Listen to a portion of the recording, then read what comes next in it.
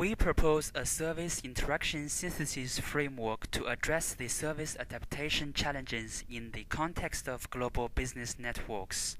To start the story, let's look at a situation in real life. Imagine you come to Harvey Norman website and you would like to buy a TV.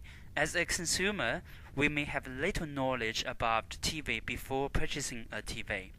Look at these two different brands between Samsung and LG. As we can see, each of them has hundreds of items in their technical specifications. It can be difficult for a consumer to understand and compare each particular item. In addition, at earlier purchasing stage, the consumer may not have sufficient knowledge about specifications, and the knowledge can be developed along the purchasing process. For example, by looking at and comparing the specification of each brand or speaking to a salesman, the consumer's knowledge can be evolved. Back to the story in global business networks.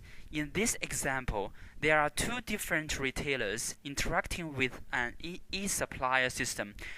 These two retailers use different systems, and one uses SAP P2P ES bundle, whereas another uses PeopleSoft purchasing service. In this instance, it can be very hard for the e-supplier system to understand the service interfaces of these two retailers. This is because services of retailers may have very complex interfaces. For example, SAP P2P ES bundle has more than 100 parameters in its purchase order request message.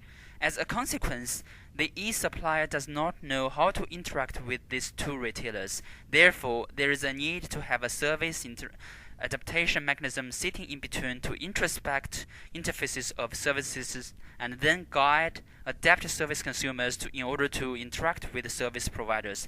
This research proposes such an adaptation mechanism.